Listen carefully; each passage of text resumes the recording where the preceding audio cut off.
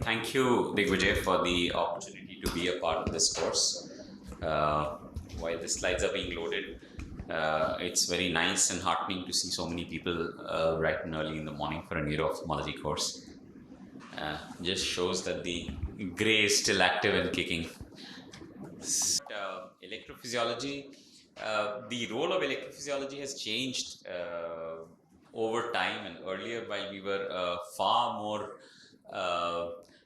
let's say getting this electrophysiology done, we realize now the limitations, and therefore we need to be careful in asking questions, because uh, the answer should actually help us in some form of management or the other. So that's important, that any investigation we get done should be answering a question that we are asking, and otherwise you'll start getting unusual responses, and you'll be struggling to try and make sense with the clinical picture.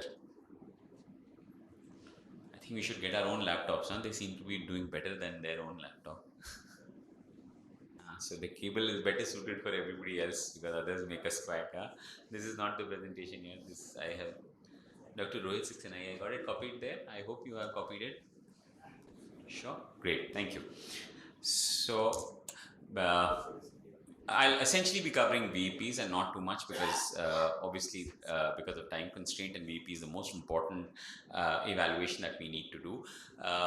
Two major VEPs that we look for are flash and pattern, and they are the most commonly done, the most important as far as our quick understanding of any patient is there. So they are VEPs are essentially giving us the integrity of the visual pathway from the retina to the occipital cortex, and that's all it's telling us actually, that there is some electrical conduction that is there. Now, when would I want to know this question? Is there electrical conduction there or not? So if a patient comes with 6/6 vision, I'm not sure. So there has to be a question I need to answer. Just because I suspect an optic nerve pathology does not directly indicate that there is. But this patient comes with subnormal visual function. So there is a quality of vision deterioration. But 6/6 is the vision. A VEP is indicated because I will be able to get very early, very quick understanding that is there any optic nerve function defect or not. On the other hand, we have a patient with a known patient with, say, an optic neuritis, recurrent optic neuritis, or MS, or a compressive pathology. We know that there is a compressive pathology, there is subnormal visual function. What am I going to add by doing a VEP? Now, VEP comes normal, I'll say, oh, there's something wrong with the machine.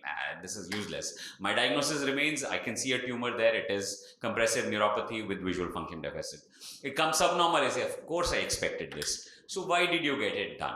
So the question there should be in your mind before you go for any investigation, and particularly electrophysiology, because answers are not very clear, cut and dry, and absolutely yes, no, diagnostic, not diagnostic, clear in this. So we'll run through that. Flash VEPs, most commonly done, least sensitive. The only important thing is there is very little asymmetry in flash VEPs.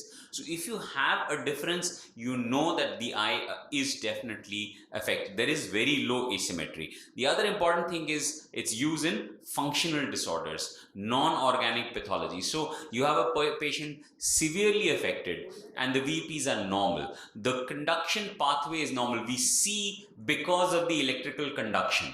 And if the electrical conduction is normal from the retina to the occipital lobe, the likelihood of an organic pathology there become significantly poor.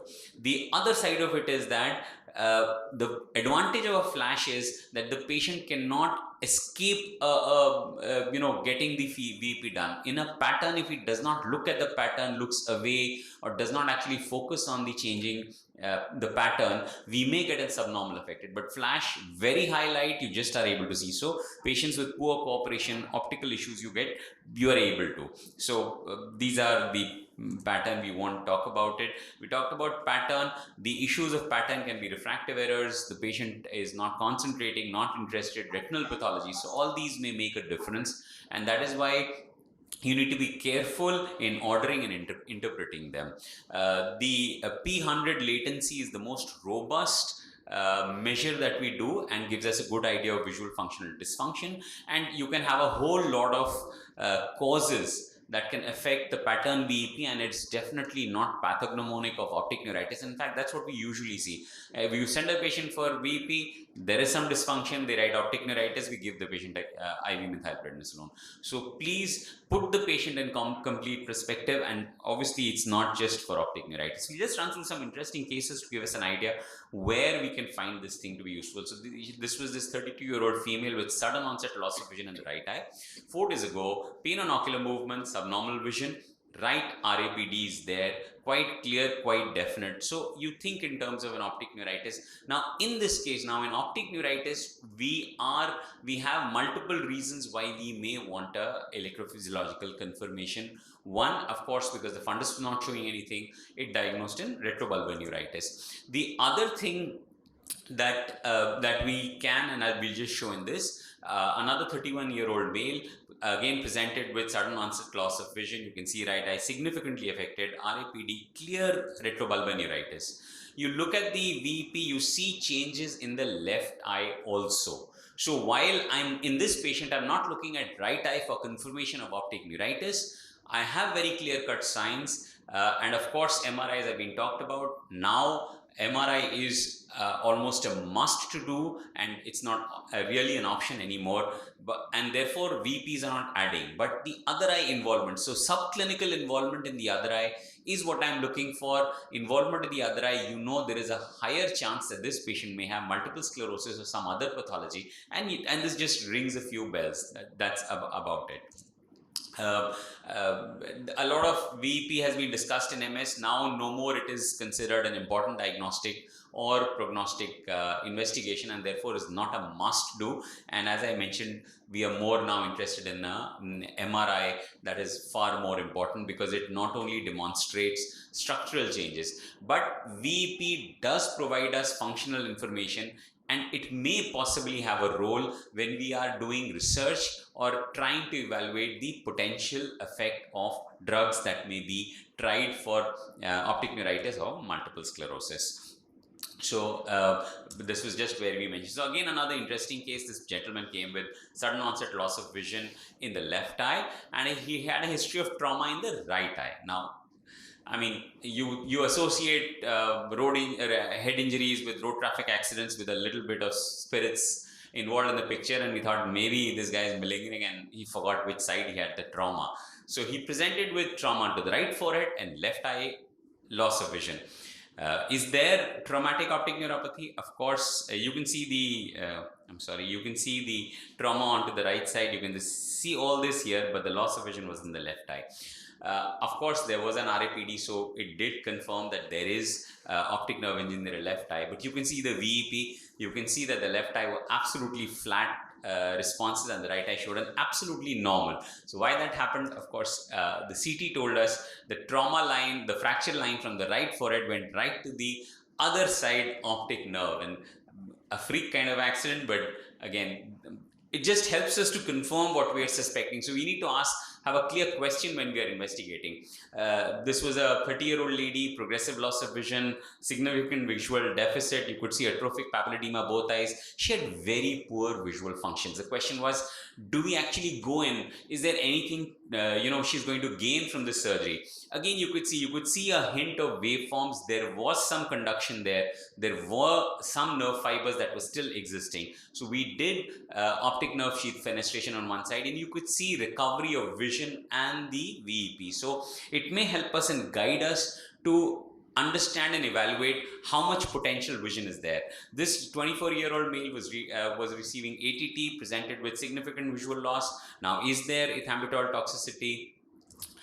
You can see flash VEP, some delay in flash, but otherwise the waveforms look pretty good. You see the pattern significantly affected. When in doubt, when you're not sure, often the patients are not telling us clearly about ethambutol. When you are in doubt, you may get done. And again, that's what it's going to show us. Conduction defects, are they matching? Is the visual function loss there true? And is it associated with conduction defects, and that's what you're looking. It's important because VEPs can help us to very early detect ethambutol toxicity. VEPs, along with contrast, are the most sensitive tests that has been repeatedly seen for picking up early ethambutol toxicity. Sometimes it can be a challenge. You want to stop, whether you want to stop the drug or not. The patient is a multi-drug resistant tuberculosis. Ethambutol is only is theoretically the safest drug from a physician point of view. So again, whether we recommend them to stop or not, it's important to monitor them, and VEPs are very good. And finally, this 1-year-old child does not see, not able to see. Parents are worried, does my child see? So these are conditions where I may want to do, you can see absolutely flat VEPs. You know there is a possibility he had a difficult birth history, so you know there are damages that have occurred to the visual pathway. You can see that on VEPs, although these are not prognosticating in any way.